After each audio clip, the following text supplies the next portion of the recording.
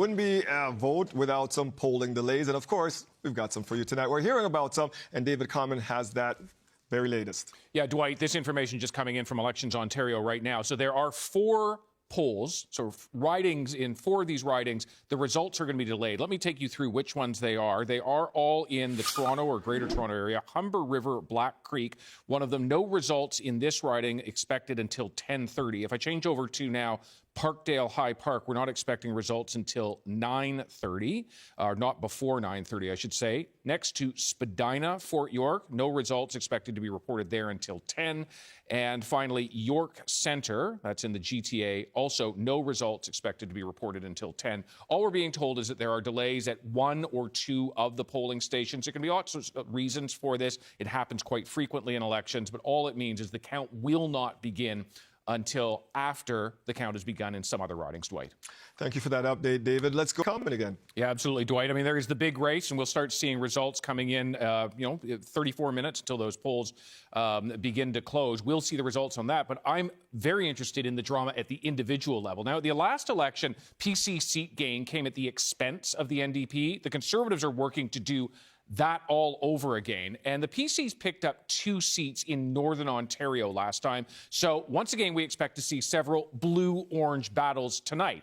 That includes Algoma, Manitoulin. We're all keenly watching this one. A longtime NDP seat. Michael Mantha held it for 14 years, but he got booted from the NDP caucus, so now he's running as an independent. The NDP has a different candidate running against him, so this could be an opportunity, potentially, for the PCs to win by coming up the middle.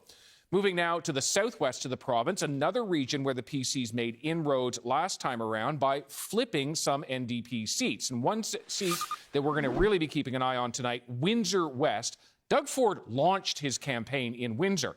His Labour minister a couple of months ago told the NDP incumbent, "We're coming for you." And so they have. Windsor West is in the heart of Ontario's auto industry. Ford's been focusing his campaign on the effects of U.S. tariffs. Similar story if we go to the Hamilton-Niagara region, where the PC's hoping their message resonates and that they can pick up seats once held by the NDP. And if they are able to grow their majority, it is in a region like this that will be key to that calculation. Dwight. David has been talking to some folks here, and you have an update for us, David, on what's happening with the delays. We do indeed, Dwight. So I'm telling you about polls in 4 ridings where the results are going to be delayed. There are now 3 more ridings, and I'll take you through them. It begins in the GTA, and that is King Vaughan. We will not start seeing results before 11 p.m. in King Vaughan. In Orleans, also won't start seeing results until 11 p.m. Meanwhile, Algoma, Manitoulin in the north, we won't start seeing results until after 9:30. Now, the reason for this is that the polls, so a high school gym, a church, wherever the actual vote is taking place, 1 or 2 of those polls, there's a delay for some reason. And Elections Ontario, the chief returning officers decided to extend the voting, potentially, or at least extend the time until the count takes place just in those particular areas. An important caveat, we will not be able to project a winner in those ridings until we obviously have results. But that doesn't mean that the CBC decision desk wouldn't be able to potentially project a winner of the overall election before that point, even with the delays we're talking about, Dwight. And I know you'll be on that all night, keeping track of that. And the Ontario Liberals are looking for some gains tonight, David. Yeah, absolutely, Dwight. They sure are. And I'm going to take you back in time to when the PCs came into power in the first place, 2018. The Liberals at that time reduced to the third party. Since then, they have not had official party status in the legislature, and that means no money for staff salaries or research, a reduced role in the legislature. It's not good. To get official party status, they need 12 seats, so they have to hold the 9 they had when the election was called and then pick up 3 more. So where do you do that? Well, Toronto is where that effort begins with Liberal versus NDP battles. And that takes us to Toronto St. Paul's. It was a Liberal stronghold. Here you go, until it went NDP in 2018. If the Liberals can't win in places like this tonight, it is not a good night for them. And that would be a similar story if we move over to University Rosedale. The Liberals hoping to unseat NDP incumbent Jessica Bell. Now, I am fascinated by Eglinton Lawrence. The PCs won it in the last 2 elections, but their incumbent is not running this time. And that can open things up. The NDP candidate dropped off the ballot and endorsed the Liberal. That doesn't happen all that often. We'll find out tonight how much of a boost that is for Bonnie Crombie's candidate here. All right, let's step outside of Toronto now and go to Central Ontario, entirely blue in 2022. But if the Liberals have a good night, their best chance at flipping a riding would be in Barrie Springwater, Oro-Medonte. It is the riding you see there of the Attorney General in Ford's government, Doug Downey. It was close last time, though. You see 296 votes, really close. Bonnie Crombie launched her campaign in this riding. That's the reason why. And it is one the Liberals hope tonight to be able to flip red. Let's go up to Northern Ontario. This is a really interesting region. The Liberals last time completely shut out, but their best shot at seats this time around will likely be in a stunning part of the province, Thunder Bay, which is right now getting about 25 centimeters of snow. Thunder Bay Superior North was a 3-way race last time. Could very well be again tonight. We're getting pretty excited about that kind of drama because the Liberals are hoping they can pick it up from the NDP. And it's these close races, Dwight, that we're going to see a lot of, and it is the source of a lot of tonight's drama. You're getting us excited about that Sure race. am. Parties are doing, and right now, we promised that we'd be coming in, David, fast and furious, and you would have them for us, and we're keeping that promise. Yeah, indeed, they are coming fast and furious. So you see the bottom of the screen there. Those are early results. We are not yet making a projection about the winner, but that could come quite quickly given how quickly the results are coming. So let's get right to those first results that we're seeing right now, and they're coming in from multiple areas of the province. We are going to start in Davenport. Marit Stiles, the NDP leader there with a significant lead. You do not yet see a check mark anywhere on this screen. The check mark is when we are projecting someone is elected, not seeing it there yet, but Marit Stiles with a comfortable lead in what should be a comfortable riding for the NDP. Whitby, small lead there, 156 for the PCs in what was Lorne Coe's riding before, 4 of the 63 polls reporting. Let's go next to... There we go. Hamilton Centre, the NDP with a fairly comfortable lead. Interesting riding there because this was Sarah Jama's riding. She was elected as an NDP MPP, was tossed out of caucus, decided this time to run as an independent. That gamble at this early point anyway, not paying off for her. The PC's ahead in Hamilton Mountain. This is an area that's in great contention, but look at that lead there on the screen near the bottom left, just 49 votes. And as you see in the upper right, only 4 of the 38 polls reporting. So again, the place you go to vote, only 4 of them reporting right now. Look at Aisling Clancy, one of only 2 Green Party seats in the at dissolution. Kitchener Centre, she's got a very comfortable lead there right now. That's a good early sign for the Greens in this riding. Do we have one more here? Let's see. No, we don't. It's just back to me, and I don't know. Nobody's cheering for me like they did for Dale. Just that good-looking guy standing by. We have some breaking news for you right now. The CBC News Decision Desk has looked at all the numbers, and they are ready to make a call.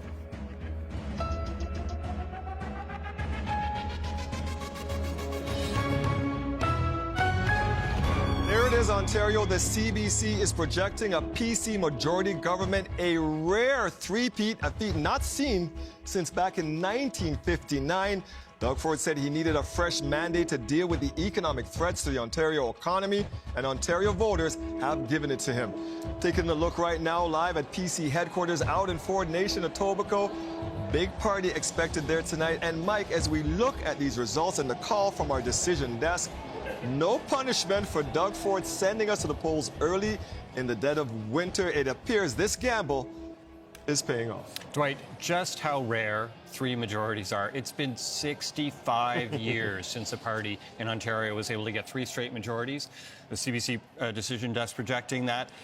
Look, success in politics means winning elections, and by that measure, Doug Ford is now one of the most successful premiers in Ontario history. So, look, there's lots more to come tonight. Just how high is that seat count going to get? What's going to happen with that race for second place? There's some really interesting numbers going on there, too.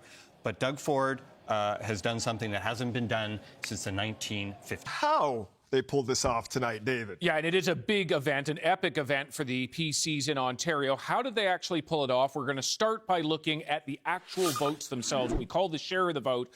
Here's how we know. 37.6% is the historic floor of what it has taken in Ontario to make a majority government.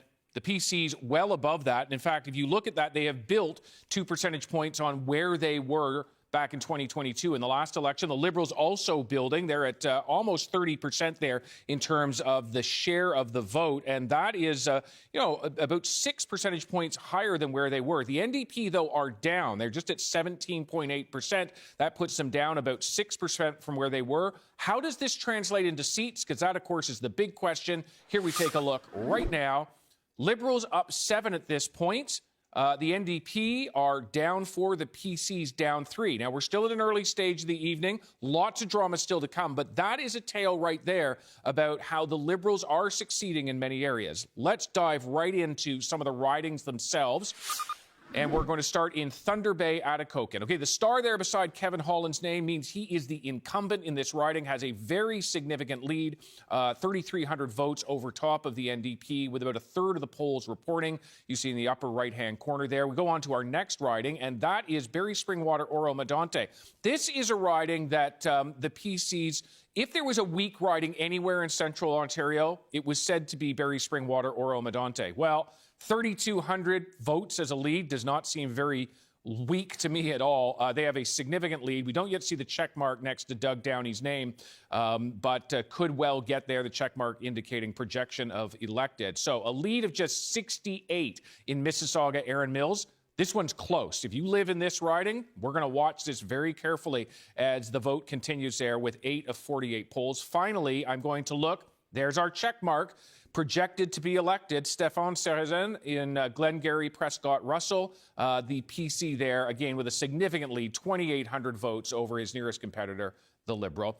And Dwight, that gives you a picture of how things are shaping up in Ontario right now, but lots more to come. Just because we're calling a government doesn't mean, we don't know who the official opposition will be yet. We don't yet know a whole bunch of things, and that is what we're paying attention to right now. Busy night here, Rosie. Right now, we want to take a look at how the party leaders are doing in their respective ridings and their races. We will start with Doug Ford out in Etobicoke North, if we can get that up to see how he's doing in that riding right now. And already projected to win there. He is up by, look at that, more than 6,000 votes. Doug Ford won by about 55% the last time out. He was expected to take Etobicoke North easily, and he is the victor there tonight. Let's see how Marit Stiles is doing down in Davenport, and there you go. Good news for them. She also has a sizable lead, almost 8,000 votes there in the downtown Toronto riding of Davenport, also an expected win. And look at that. The CBC desk is also projecting that Mike Schreiner will win his riding out there in Guelph. A sizable lead heading towards 12,000 right now. They call him the conscience of Queen's Park, People Before Fairness. Now, this is very interesting. Look at this. Right now, Sylvia Galtieri is ahead of the Liberal leader out in Mississauga, East Cooksville. She needs a seat in the legislature. They have targeted this. The PC's targeted it to try to take her out. The Liberals targeted it because she's been mayor. Thank you for this, Rosie. Those tariff threats, a big deal in Steeltown, and I understand that's where David is taking us next. Yeah, lots of things to watch out for. I mean, we're watching Bonnie Crombie. Absolutely, does she win that riding? But that is a big storyline. There are a number of them going on in places right across the province, and I want to dive into that right now. Here we go, Hamilton Mountain. Okay, the PCs had targeted this riding, and it was an open riding. At this point, they have a considerable lead with 24 of the 38 polls reporting over the Liberal candidate, one that we're going to continue to watch, but a considerable lead in a riding that they had targeted. We go to, now this is fascinating. This is something else. Haldeman, Norfolk. This doesn't happen, what you're seeing here. And oh my goodness, look at the lead for Bobby Ann Brady. Okay, here's the story. She is an independent. This does not happen. It doesn't happen that an independent wins in this province or in this country, and she's done it twice now, projected to be elected, and with a lead. They love her there, 15,000. You don't see that kind of lead almost anywhere else in the province. Again, about half of the polls reporting, but there is some drama. Okay, let's go to another really close riding. Every single election, federally and provincially. Christine Hogarth, you see the star beside her name. That means she's the incumbent. She's a cabinet minister in Doug Ford's government. But right now, she is down to the Liberals. Lee Fairclough, a health care executive, and she has a considerable lead there. Only about coming up close to half of the polls reporting. But that is a considerable lead. One we'll watch for. No check mark there yet. But Don Valley North. This helps explain where the Liberals are doing better. Okay, where they've been able to pick up some seats. So right now they have another considerable lead in Don Valley North. The PCs wanted this. Vincent Coe, you see the star beside his name. He used to be the PC cabinet, part of the PC caucus, got kicked out over interference allegations. Now the PCs tried to run someone, tried to keep that riding. At this point, that's not working. All right, one more riding do we have? Oh my goodness. A lead of 135. That is nothing. They're going to be counting and counting and counting to watch out to see what happens in York South Weston. 6,600 votes for Mohammed Firan at this point, but he's just barely edging out the Liberal candidate. This is going to be one that's going to take some time to count. We'll be watching that as the electoral makeup of the province takes shape. Still lots of drama. For that, we're about to make another call here. We have some breaking news for you right now. The CBC News Decision Desk has been crunching the numbers and is ready to make another projection. And that will be Ontario's official opposition will once again be formed by the New Democrats. Marit Stiles hanging on to enough seats to come second. Let's take a look at NDP headquarters in downtown Toronto. Mike, what do you make of this moment? I don't think they realize it yet. Yeah, Dwight, look, this is really good news for the New Democrats. You know, if they realize that there was, no chance that they had of winning this election, but the fact that they are holding on to official opposition status, the fact that they've got as many seats as they do, that's a real credit to Marit Stiles. I think there were some questions being thrown around about her campaign and when their polling numbers were not looking very good. But clearly, they ran a smart campaign. They put the resources into the right places to be able to win seats, because that's what really matters. So she's got to be really pleased with the results tonight. That's what it's all about, winning those seats. Let's head over to Dale Manuknuk at NDP headquarters. And I think they're realizing now, because I can hear the cheering there, Dale. That's exactly. You can hear these chants of NDP, Dwight. They just put on our broadcast, actually, where it lists Marit Stiles, the NDP, as the official opposition. And these chants... We're looking at the seats tonight. How is that working out? We certainly are, Dwight. A lot of people may be looking at the panel and seeing the share of vote and saying, what's going on here? Why is it that the NDP have so much less vote but end up forming the official opposition and getting that many more seats? Here's what I'm talking about. Okay, when you look at the share of the vote, the Liberals have the second most number of votes after the PC's 43.4% of the vote. The NDP down at 18.4%. But how does that translate into seats? Here's where we take a look at the actual seat change. Okay, but if you look at the bottom of the screen there, you are seeing that they have. So what's going on? Basically, the NDP vote is much more concentrated, and that includes in a place like Hamilton Centre. They just concentrate a lot more of their vote. It's not province-wide. They've been able to be projected to be elected in that riding. This is one of those ridings that we were not, could have been at play for the PCs. Also, London North Centre, projected to be elected for the NDP. This was not a given, and in fact, projected to be elected in the 3 London ridings that they held from 2022. That was not a given when we entered this election campaign. So this is absolutely an NDP win. We'll also go to Windsor West, another one of these ridings. Remember, Doug Ford started his campaign in Windsor West. His Minister of Labour said, "We're coming for you, Lisa Gretzky." Well, they tried. Doesn't seem to have worked. All right, we're going to look inside Toronto now. Toronto St. Paul's television anchor Stephanie Smythe, projected to be elected there. She's a Liberal. That is one of the pickups, because the NDP incumbent there, Jill Andrew, down in votes and will not at this point be likely returning to Queen's Park. We're also looking in the north, Thunder Bay, Superior North. 2,000 vote lead there for Elise Vajoie, who is projected to be elected over the PCs. These are all ridings that the PCs had tried to target, or that the Liberals had tried to target to take from the NDP. And I think by my count, in only one of those cases did it work. Wow, certainly the PM. All right, we promised you drama tonight, and the Liberal leader, maybe not winning her race, is some drama, but David Common has even more drama for us with some of these tight races you're looking at, David. There are some very tight races that are still underway. I just want to help you decode one thing that we see here. Seats to come, which is in near the bottom right corner of your screen. There are 5 of them there. The reason why they are still to come is because there were delays at some of the polling stations, and so Elections Ontario has held back the results for a number of them, including King Vaughan, Orleans, 2 ridings where they're not going to report results until 11 p.m. So we're still more than an hour away, 11 p.m. Eastern time. We do have 2 time zones in this province. We often forget that, but hello to the people of Kenora who are an hour behind us here in our Toronto studio. Okay, let's get to those 2 close-to-call ridings, and we're going to start in the far north. This is Mushkegowuk, James Bay. There is a lead, barely, of 20 for the PC there, ahead of the incumbent NDP. 18 of the 31 polls reporting. If you ever need an excuse for saying, does it matter if I go and vote? This is the proof right here of, yeah, it matters when you vote, because your vote can turn elections in places like this. Interesting little note about Mushkegowuk, James Bay. Largest riding in the entire province, 500 times the size of the city of Toronto. Okay, let's move on to our next riding, and that is Mississauga, Erin Mills.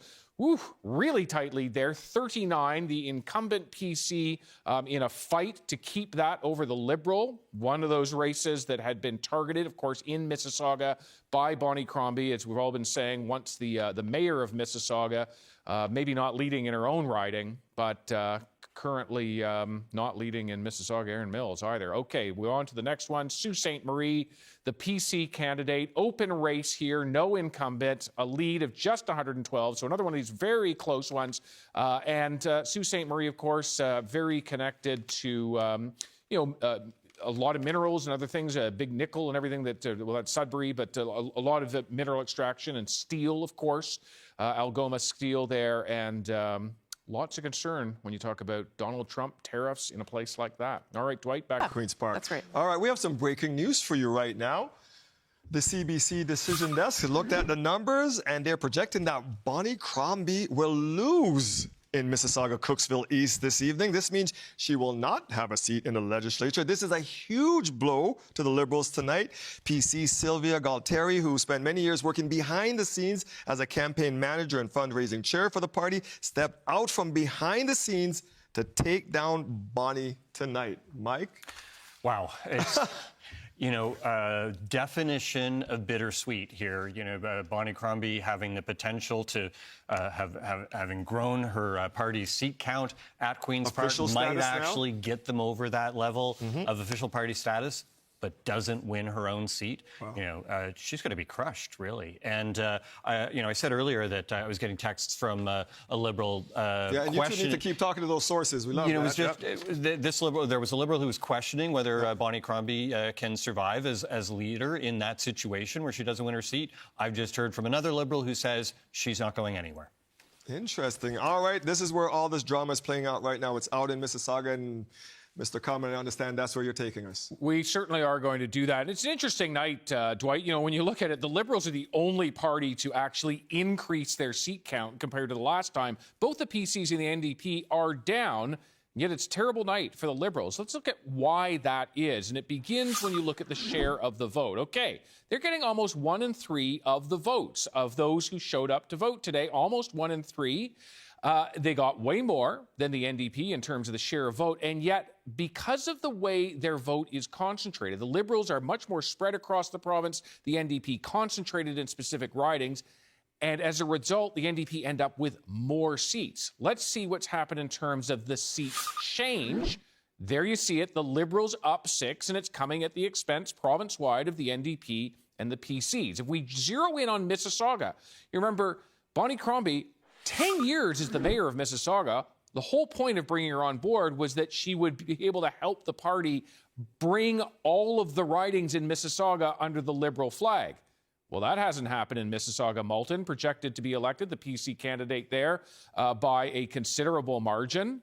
All the polls reporting as well in Mississauga Streetsville, 1,800 lead for the PC candidate over the Liberal. Now we go to Lakeshore, Mississauga Lakeshore, and same story once again. It is the PC. All right, Dwight, back to you. And Rudy Cazzetto is the brother of the winner who just took down Bonnie Crombie tonight. So let's head out there. Lane Harrison standing by at a speech. While we're waiting for that, we're going to go to David Cumming with some of the ridings the PCs targeted this campaign, David. Yeah, absolutely, Dwight. You know, when we look at where we are right now, Trump's tariffs could come on Tuesday. And of course, Doug Ford, when he called this election a little more than a month ago, used it as the justification for why he wanted to have a bigger mandate, more seats. And so they started targeting specific ridings across the province. How did it turn out? Let's look right now. And we begin in Algoma, Manitoulin. All right. This was a riding that had been held by a person who'd been kicked out of the caucus and picked up by the PCs. So good for them, good for the campaign in doing that there. Let's keep moving on to another riding, Hamilton Mountain. Okay, this is another riding pickup for the PCs. But now let's turn to Kanata Carleton. And it's a different story there. Liberals keeping that riding there, and by a comfortable margin. Karen McCrimmon, one-time federal MP, now heading to the Queen's Park as the MPP there. Oshawa, this was the only riding in the last election in the Greater Toronto Area that went to a party other than the PCs. Well, looks like it's staying with that party. The NDP projected to be elected once again in Oshawa. Dwight, I'll head right back to you now. Thank you. Going, folks. David Cumming is still looking at some ridings. He may be talking about yours right now. Yeah, Dwight, I mean, if you look at the bottom right-hand corner of your screen there, you will see ridings, specific information for your area. The check mark means we've projected that they are elected in that riding, but there are some where the check mark doesn't yet exist because it is still too close to call. But there are a few ridings that we wanted to highlight for you. It starts in Ottawa. Senator Catherine McKinney projected to be elected there. Look at the lead there, 19,000 votes. This is one of the largest leads by the number of votes anywhere in the province, the NDP seat there over the Liberals. Okay, moving on to Nepean, another Liberal seat. The lead is not as big, but it's, of course, sufficient to be projected elected in that area. Is that a stethoscope around his? I guess he's a doctor. All right. Doug Downey, the Attorney General in Barrie Springwater, Oro-Medonte, another big lead there over the Liberal candidate. This was the one riding that seemed to be competitive in Central Ontario, at least heading into this. Well, maybe not as competitive with a 5,000 vote lead. Okay, here we are. Bay of Quinte. The PCs holding this. Tyler Alsop, the incumbent there, he is projected to be elected. And 87 of 87 polls, same thing. All the polls reporting in Kingston and the Islands. This is the largest lead anywhere in the province of Ontario. So Ted Sue picking it up with a lead of 21,000 plus votes for Kingston and the Islands. So we'll look also at Spadina, Fort York. Chris Glover projected to be elected for the NDP in that riding, holding it downtown Toronto riding for the NDP. And the map looking like this. Thank you, Dave. That Mike's trying to go. But did you get out to vote tonight, Ontario? Let's take a look at that. That 2022 election was the worst turnout with only about 44% of Ontarians casting a ballot. 2018 was one of the highest with about 57%. So, Mike Crawley, how did we do in 2025 here? Well, I'm looking at that number, Dwight. It's just shy of 5 million people, and the turnout is actually higher than in the last election. And so, look, Thank you, Ontario. There was a ton of concern that, you know, when you throw all these things together, snap, snap election, and the fact that, you know, what was this election really about? All that kind of stuff. And suddenly, actually, it seems that people turned out. Yeah, I'm emboldened by that. Let's see how many female candidates and how they did tonight. We knew that two of the party leaders are female. It's important to look at how many women are at Queen's Park. And we hate to see that negative by that change. This shows the number of female candidates who have won or leading in a seat, broken down by party there. And, Mike, unfortunately, the change is -4, so we've lost 4. So to put that number in perspective, 44 female MPPs at Queen's Park. There's 124 seats in the legislature. So I'm doing my math on the fly. They're a little bit more than a third. Not parity. It is not 50%. Nope. Correct about that. Let's head over to David right now. We're going to look at some of the races we can't call tonight, David. Yeah, there are a number of races that we can't call. I'm just thinking about what Rosie's talking about with voter turnout. I mean, Germany had an election on Sunday. 83% of eligible voters showed up. So 45%. I mean, what can we say? Not the worst ever. That's about the cheer that we're at. That's what we said. So look, let's break down why we were, after just 8 minutes, able to call or make a projection about a government, but not able to call yet 5 of the ridings, and that includes Mississauga, Erin Mills. Okay, look at that lead. It's just 20. But you also look in the upper right-hand corner, all the polls are reporting. So why is that? It is because for all of the ridings that I'm showing you right now, Elections Ontario says they've counted all the votes, but they're waiting to count some of the mail-ins and other special ballots. And what that means is the number of ballots that could still be to come could change the outcome of these particular ridings. Mississauga, Erin Mills, the first of those 5. Let's go to the second now.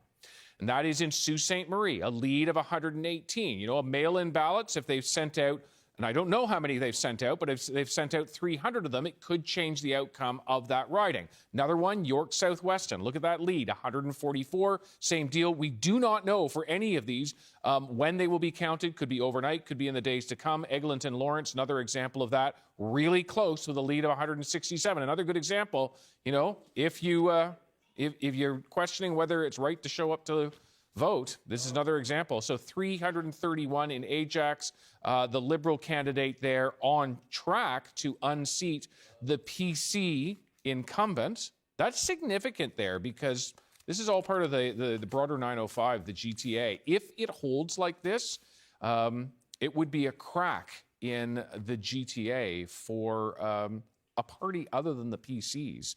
Because last election, it was only Oshawa, and I think Oshawa stayed, it did stay with the NDP. So it's a slight shift, and it's something as we start looking ahead.